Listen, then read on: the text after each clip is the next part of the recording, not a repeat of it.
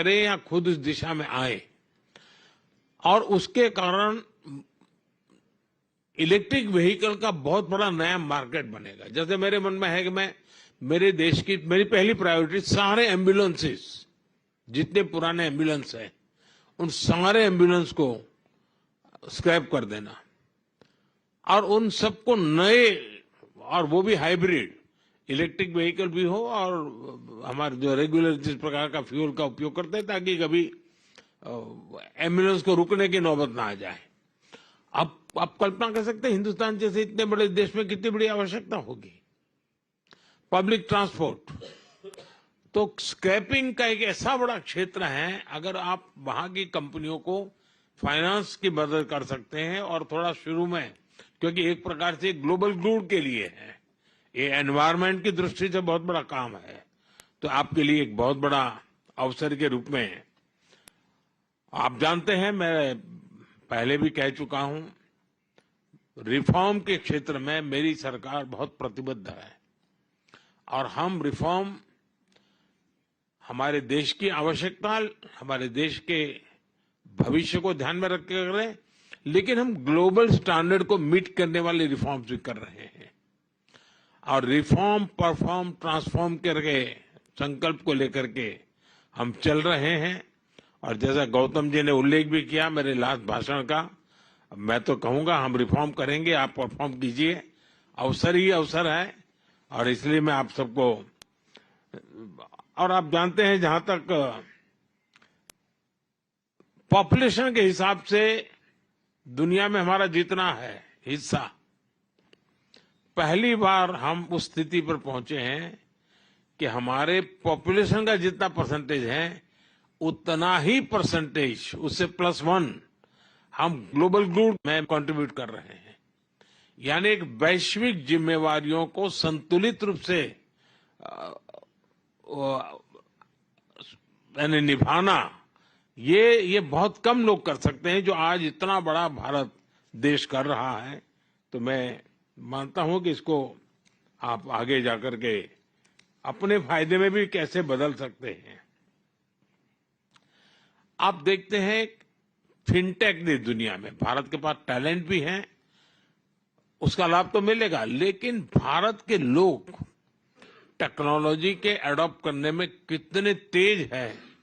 आज फिनटेक की दुनिया में हमारा यूपीआई, फाइनेंशियल डिजिटल ट्रांजैक्शन, दुनिया में जितना रियल टाइम ट्रांजैक्शन होता है उसका 50% अकेले इंडिया में होता है। इसका मतलब ये ऐसा क्षेत्र है कि जिसमें, इसका मतलब ये हुआ कि फिनटेक की दुनिया में अगर ग्लोबल लीडर बनना है तो भारत को केंद्र बिंदु बना करके बड़ी आसानी से आप फिनटेक की दुनिया में आप आगे आ सकते हैं। स्टार्टअप के अंदर हमने काफी रिफॉर्म की है। इस बजट में भी हमने स्टार्टअप को काफी रिलैक्सेशन दिए हैं। भारत में Tier 2, Tier 3 सिटी में भी बहुत तेजी से स्टार्टअप ग्रो कर रहे हैं। 10 साल के भीतर हम करीब 10 साल पहले 100 स्टार्टअप थे, आज करीब 100,000 से भी ज्यादा स्टार्टअप है। बहुत बड़ी मात्रा में ग्लोबली लोग इन्वेस्ट कर रहे हैं और सक्सेसफुल स्टोरी है कि बहुत बड़ी मात्रा में उसमें से यूनिकॉर्न्स बन रहे हैं। मैं चाहूंगा कि आपके यहाँ जो फाइनेंस के वर्ल्ड से जुड़े हुए लोग हैं, भारत के स्टार्टअप की दुनिया को अगर तराशेंगे तो उनके सामने बहुत बड़ी संभावना है। हम बहुत एग्रेसिवली सेमीकंडक्टर के क्षेत्र में जा रहे हैं।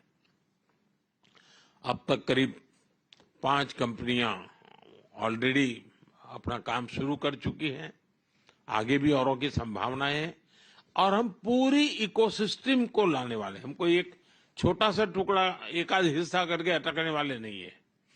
भारत के पास टैलेंट है। आज दुनिया में जितने भी चिप्स हैं, अगर उसका राइटिंग का काम है हो रहा है, सब बड़ी कंपनियों के रिसर्च यूनिट वहीं पर है।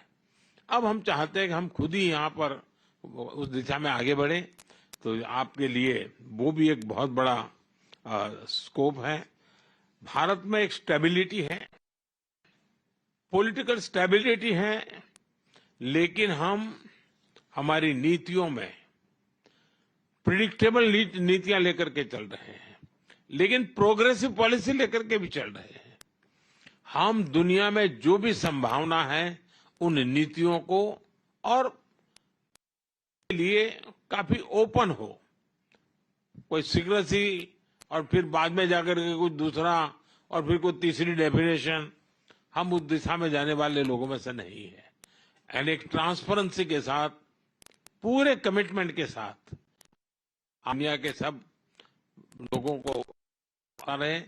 आज जब मैं सिंगापुर में इतने बड़े महत्वपूर्ण फोरम में बैठा हूं तो मैं याद दिलाना चाहता हूं, भारत तो प्रगति कर रहा है, लेकिन भारत में जो सरकार है वो सरकार पिछले 10 साल में जो काम किया है उससे 3 गुना काम इस 5 साल में करने के मिजाज से काम कर रही है। वो विश्वास लेकर के हम कर रहे हैं। अभी मेरी सरकार नहीं हुए है, अंदर सिर्फ हमारे जो नीति निर्णय हुए हैं, शायद दुनिया के किसी देश में 5 साल में जो निर्णय नहीं हो सकते होंगे वो मेरे 100 डेज में हुए हैं। हमारी स्पीड है, स्केल भी आप कल्पना कर सकते हैं। सिर्फ हमने गरीबों के लिए घर बनाए, 4 करोड़ घर